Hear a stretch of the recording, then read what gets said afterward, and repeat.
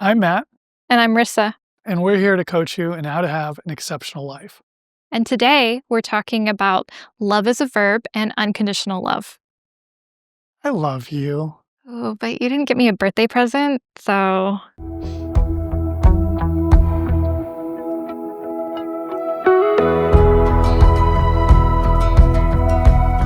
What are your thoughts on unconditional love? Right, this is a lot to talk about. Love is a lot of things to a lot of different people, right?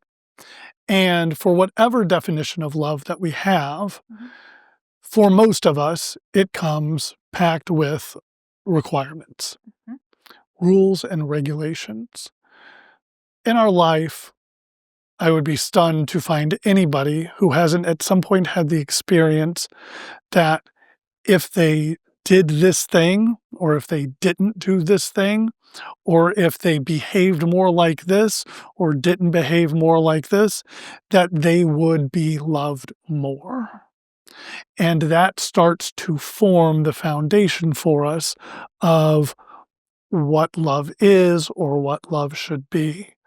We all have the experience, and it varies from person to person, of doing this gets me more love.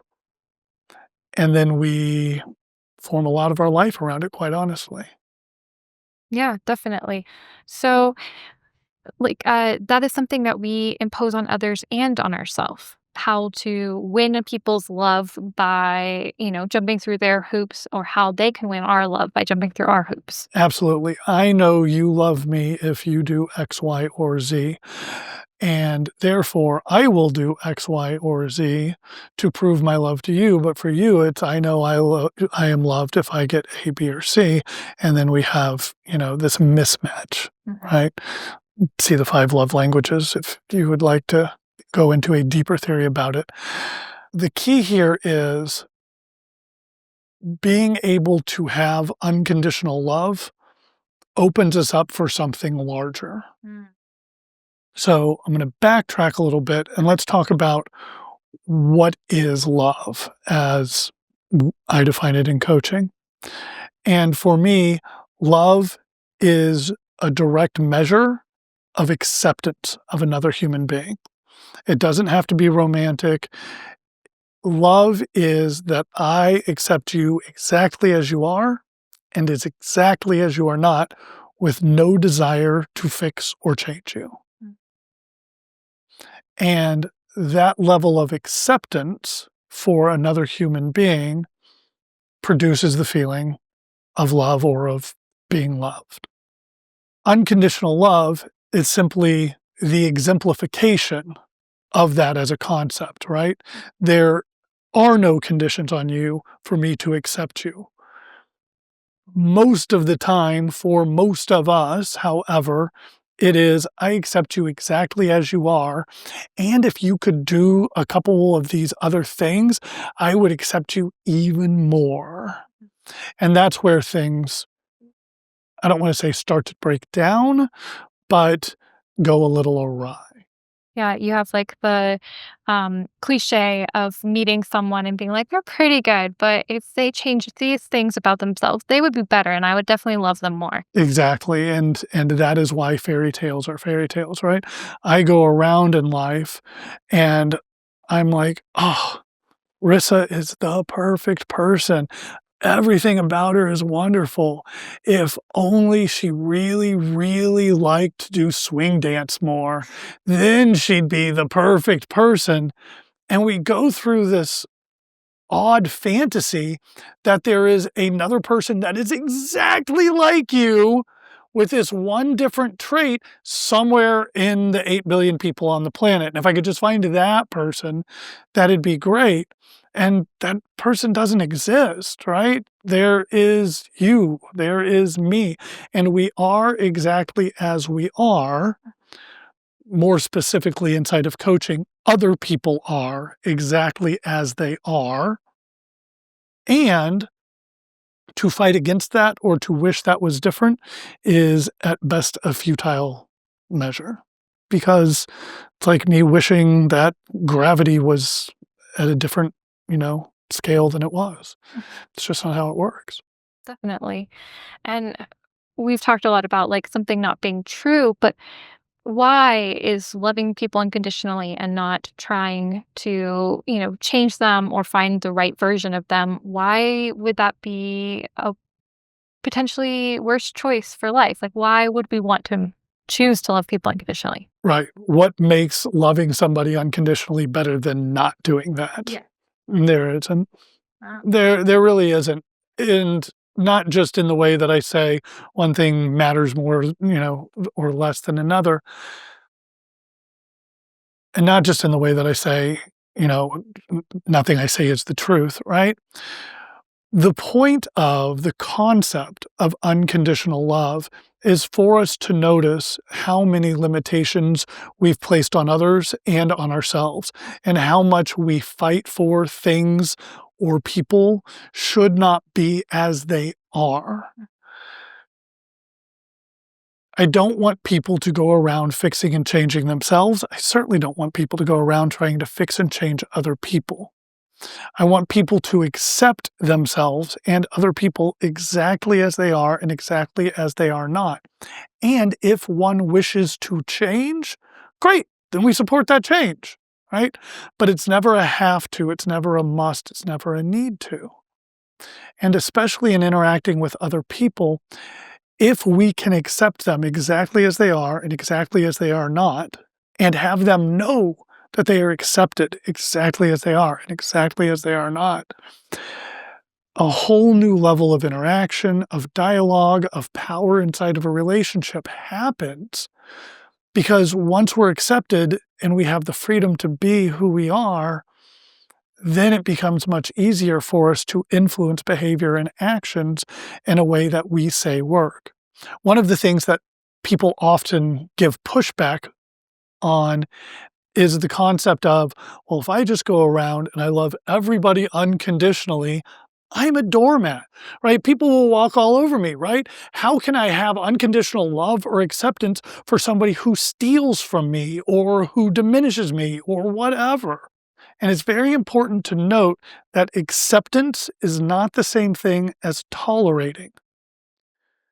I can accept somebody exactly the way they are and exactly the way they are not, and still choose not to be with that person. Or I can choose that the behavior that they take doesn't work for me personally or inside of society or whatever. I can do that while still having love or compassion for that person. One of the examples I often give is I'm not going to rob a liquor store. Like there's just not a set of circumstances I can see that could happen in my life where that would be the action for me to take. And yet, liquor stores get robbed every day. I don't know the set of circumstances that one has to go through where that is the correct action for them to take, where that is what it is for them to do. But I can have compassion, I can have love, I can have acceptance for the person that is in the situation where that is the natural action to take. And I can want to change those circumstances because it's not okay in my world that we rob liquor stores, right? Yeah. And by focusing on that, hopefully I can make an actual change in the world. All of that said, still not okay. Yeah. Something was done that is not in accordance with the rules of our society, and then there's either a punishment or some sort of restitution or whatever needs to happen. But that can be done with the compassion, with the acceptance, not with hate or anger or punishment or retribution. Yeah. So it sounds like what you're differentiating is love can be unconditional, but that doesn't mean it's love without boundaries. That's correct. That's correct. You still get to say what is and isn't acceptable behavior. I can accept you exactly the way that you are, and in the next statement, say, it doesn't work for me to be with you because of the way that you are. And I appreciate it and I can accept it, just doesn't work in my world. And I think that's helpful for people to understand because there's so many who have experiences with a hard or difficult family member, there's that complicated feeling of love for them, but sometimes the answer is to cut off talking to them or cut off the relationship. Yeah. So it sounds like you can still love them unconditionally and you can choose like the boundaries that are right for you. Yeah, and I mean, it's a rare story. That's why it always gets printed up in the paper when it happens, but you can find multiple instances of somebody who loses a child in an auto accident to a driver who was impaired or in some way, shape, or form, and that they go to the trial and ask for leniency, right? Because they don't want to see two lives destroyed. And that kind of love, that kind of compassion, that kind of acceptance for somebody as a human being who, in their opinion, made a mistake is that's what unconditional love can look like. And I'm not telling people that they should behave that way or that that is the right way. And there's a reason that those things get printed. There's a reason that those things move us when we hear about them, is because I think we all want to have everyone feel accepted for who they are, and that we all want to be accepted for who we are and supported if we wish to make a change or alter something about us, as opposed to we have to, or we should, or we need to, or we must, because then we can get the love and acceptance that we're looking for. I think that's the key. Definitely. And I think one thing that we can learn as we get older is a lot more compassion and understanding for our parents, the world they grew up in, what led them to be the way they are. But that doesn't mean that we say like everything they did to us was fine. Some parents really messed up. They really did a terrible job. Yeah. And so there's both. There's the compassion and unconditional love of them, but there's also boundaries and not tolerating everything. Exactly correct. In my opinion, all of our parents did the best that they could with the tools they have and the know-how they had. And even saying that, there are parents who have done horrible things to their children, things that are not acceptable and are not okay. Being able to generate, because it is a choice, compassion for parents doing the best they can, given their experience of being loved and their experience of being raised, is often a very powerful thing for the person generating the compassion. One of the examples that I give about parents is that listening to a parent talk is like being in the United Nations. If you've ever seen video of, 400 people and they all have their little earpiece and their translators, translating into, however many different languages. Listening to a parent speak to a child is like being in the UN, you just don't have the earpiece in. So you just hear the words that come out of the speaker's mouth, but you don't get the meaning or the tone or the intonation of what it actually translates to. And what it always translates to is, I love you and I want you to be safe. I love you and I want you to be happy. Everything a parent says to a child is that. It just gets filtered through their experiences or how they do it. And the more that we can remember that, I think the more that we can generate compassion for the people that raised us. And as you said, that doesn't mean that everything that happened is acceptable or something that we want to see repeated, right? And love and compassion is about accepting that they did the best that they could with the tools that they had and the experiences they had growing up. And you've mentioned a couple different times something like choice, like you can choose to love them. So it sounds like love is not just a feeling, it is. It is a way of being. Yeah. It absolutely is. There is love as the feeling, and it's a wonderful feeling. It's a wonderful experience. But I always get very nervous when I go to weddings and I hear that people are getting married because they just love each other so much, because that's wonderful. And feelings change, right? They're just not a reliable indicator of what we're going to be doing, want, have, feel a year, 2 years, or a decade down the road. So to commit forever based on something that is temporary makes me very nervous. I feel a lot better when people are committing to be with each other because they are promising to be a certain way, because that gets to be the choice. When you say, I am going to choose to love this person no matter what, and that's what I want to base this on, that's far more powerful than the actual feeling. Yeah, and it's really helpful. We just got through an episode of ways of being, so we've already talked a lot about being if you want to hear about being versus feeling. So this is an active choice, or love is a verb. Very good. Right? We have a phrase, love is a verb. It's wonderful to feel love. It's wonderful to have acceptance for other people and to support and be supportive in our thoughts of other people. But none of that is love. Love has to be demonstrated. And how you choose to do this is up to you. But to, to show love, to give love or acceptance of somebody requires an action.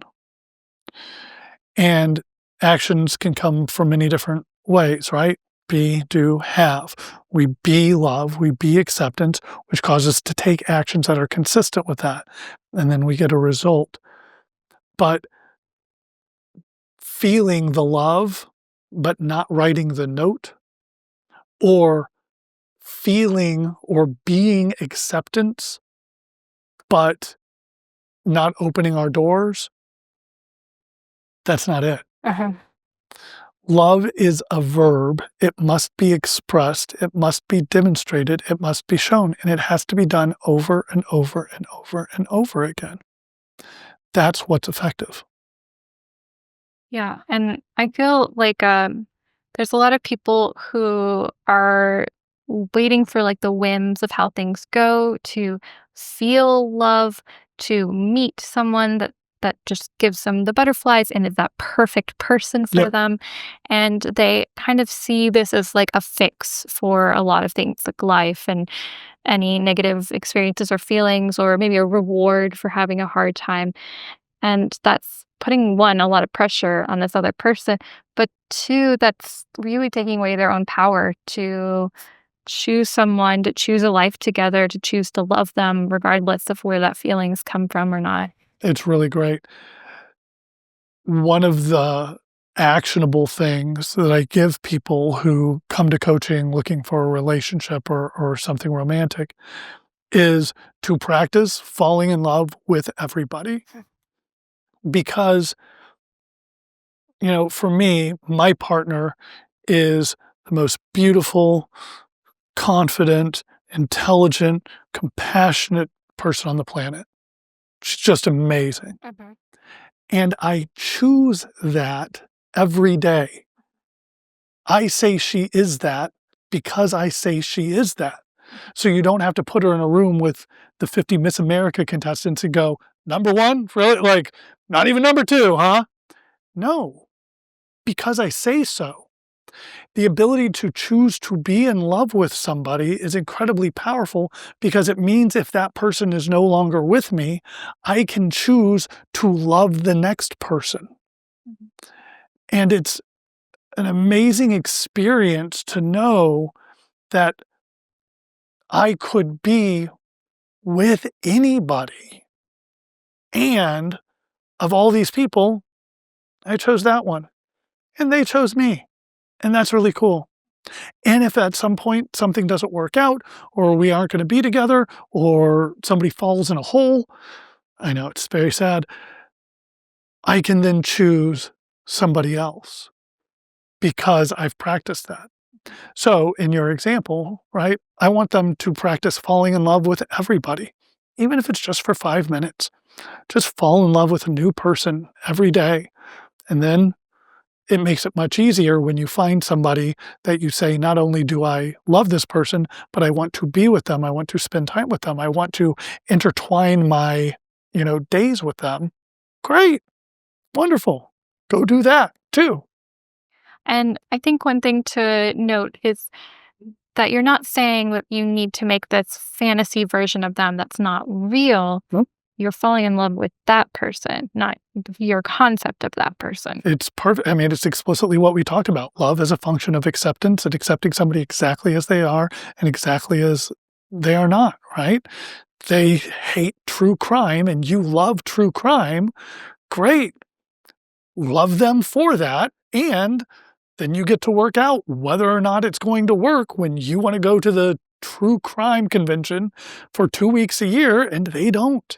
And then you just work it out between you with the full knowledge and realization and demonstration of accepting each other exactly as they are and exactly as they are not. Should we give them homework? Let's give them homework. Great. Your homework this week is going to be to make a list of the people in your life and what are the conditions that you put on your love or acceptance for them. And then practice letting go of that. Practice loving people unconditionally.